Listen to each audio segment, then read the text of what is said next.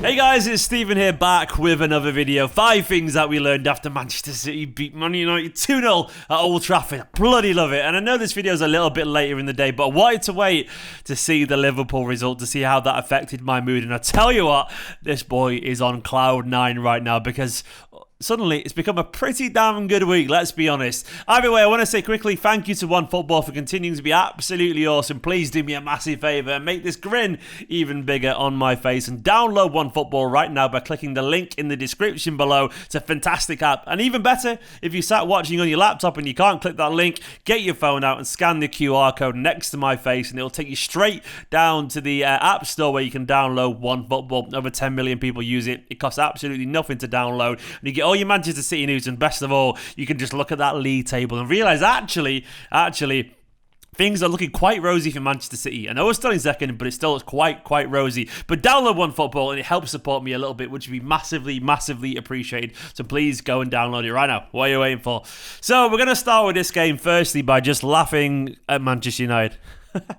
It's shite and it's fun and I love it. That is not one of the things that we learned, because everyone knew Man United is shite right now, and I definitely will enjoy rubbing that in their faces. I know they're probably going to beat us at some point this season, if we're being honest. They'll probably beat us in a cup competition or something like that, but right now we can laugh at them. And not right now, Manchester is blue, and it has been for some time, if we're being totally honest. We are the best team in this city. We're the only team in this city, let's be honest. Either way, I will bear forever more. But either way, I'm still very happy with the result. But that's not what I want to talk about today, because that's just old news. City being better than United, whatever. We've known that for the past 10 years. Silva. We're going to start with Mr. Bernardo Silva, because Silva's gold.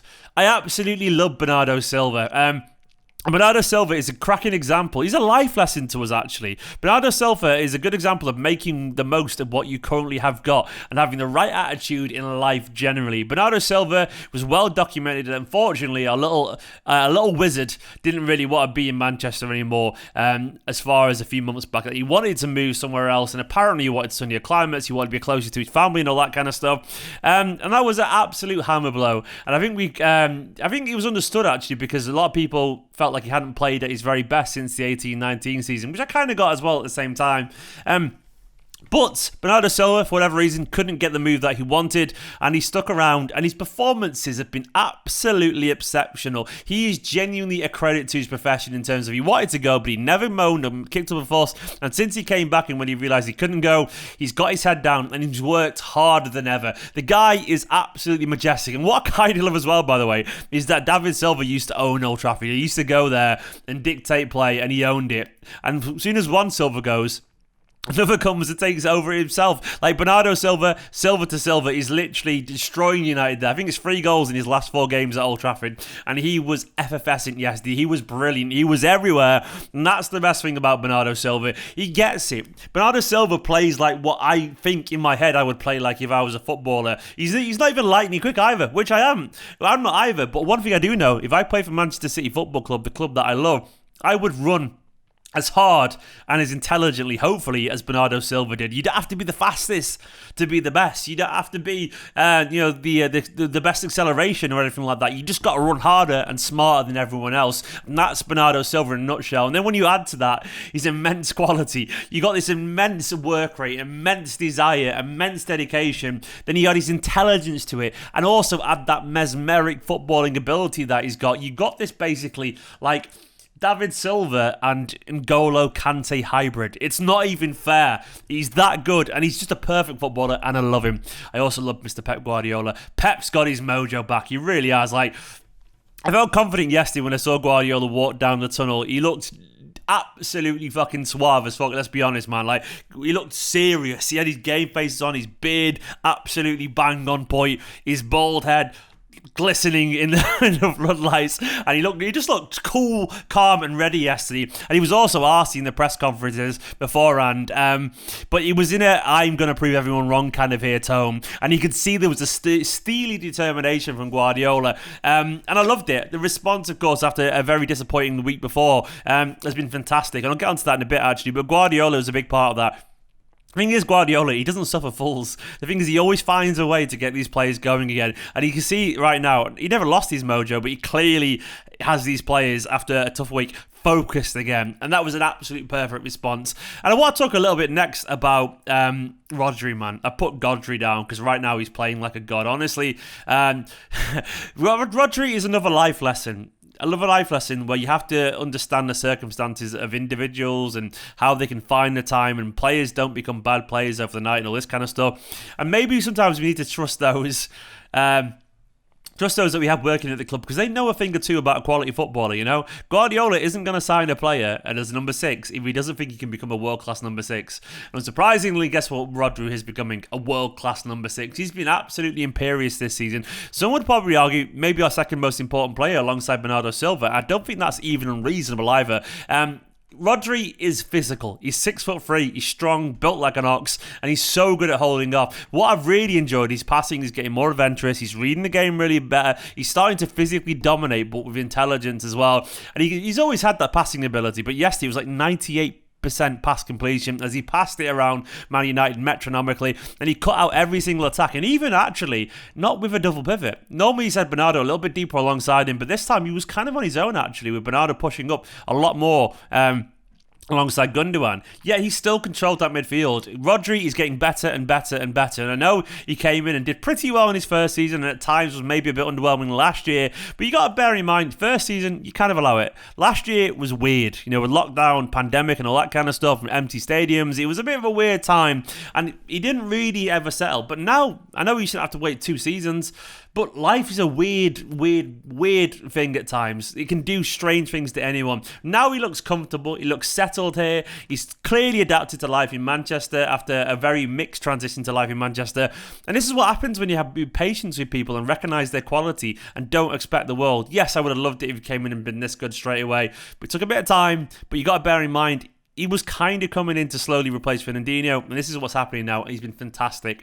The fourth thing that we learned is that there is promise there with KDB still. Now, he's had a really poor start to the season, and I was a little bit nervous that we might have seen the best of KDB, and he might be on his way down massively, and he still might be on his way down slowly, but I just don't want it to be like that. I can take a slow decline over time, but I didn't want it to drop off a cliff. And we'd seen some performances that were very un-Kevin De Bruyne. Like, they were sloppy, and Kevin De Bruyne always forces it, so occasionally he did give the ball away, but he wasn't even making simple 5-yard passes, or he wasn't making those crisp 20-yard passes that he did so well. But yesterday, KDB, that was promising. Guardiola even said KDB's back. Guardiola even said that himself. He noticed that actually that was his best performance in a while. When you go and watch KDB's highlights from this game, and I would encourage you to go and find some kind of compilation of KDB's passes, you realise actually it looks like a Kevin De Bruyne performance. He wasn't the superstar of this game. He wasn't our best player, but he was good.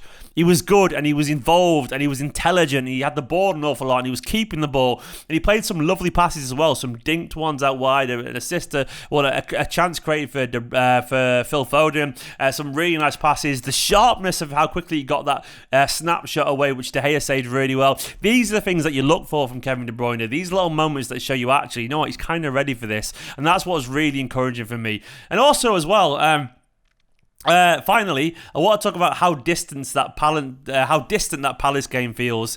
Chelsea dropping points against Burnley, and then West Ham beating Liverpool as well. Absolutely wonderful stuff. We forget sometimes that these people are human, you know. We forget that actually they're going to drop points at some time. And the problem we've had is that we've normalised perfection, given how good City and Liverpool have been over the past few years, that we've come to expect 10, 15 game winning streaks in a row, which isn't normal.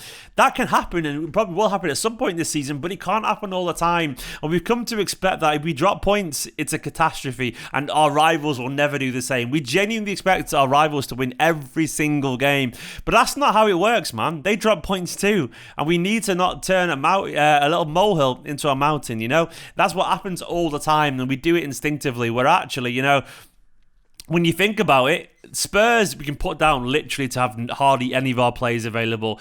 Southampton game was a weird one. It was a crap one, but we were only our 5th Premier League game of the season. It was only mid-September, with many players still actually trying to get back to full fitness. You could say that was not warranted if you want to, but the matter of fact is it was very early on in the season still. And the Crystal Palace game was just a shit day at the office, man. We made a mistake early on from Laporte, and then Diaz kind of jumped in. And then unfortunately, what killed us was another Laporte mistake. So a shit day at the office where we couldn't really get going. We've all had them. I've had them. I've had loads of days where I make loads of mistakes. Difference is, I'm not being watched by millions of people, you know, and I'm not being criticised on social media. Well, some people do. Some people, I know what it's like. If I make a typo in a video, some people are like, Stephen, you made a typo. How dare you? I guess the point is we're all overly critical of other people's works, and we forget that actually we all make mistakes every now and then. And currently, when you look at the Premier League table, we're 3 points off first place, having played just 11 games. So we're not even at the, like, we're just like kind of like the quarter of the way through the season stage. And we've already played Chelsea away, Man United away, Liverpool away, Spurs away. We played Leicester, you know. We played Brighton away as well. We were a good solid side. We played an awful lot of good teams already, and we were sat in a very good position. It's a really good start to the season, in my personal opinion, when you think about the broader context of what this means for this season. I think it's been actually quite encouraging. I genuinely think it has done. Yeah, it'd been nice if it'd been perfect, but perfect isn't possible, and it's unrealistic. So, essentially, what I'm trying to say is things look pretty good, in my personal opinion. That's what I took from this game, Blues. Let me know down in the comments how you're feeling. I'm still buzzing, man. Manchester is blue, and we destroyed them. We humiliated them, and I will never get bored of saying that out loud. Please do hit the subscribe button. Get me to 60k. Thank you to everyone currently scrolling down the side of the screen. Big love to my Patreon producer, Scott Denemy, of course, and all the new names at the bottom of this list. Don't forget to like, comment, subscribe. Check out my match reaction yesterday when I really rubbed it in their faces, and download OneFootball. Guys, you're beautiful. In a bit.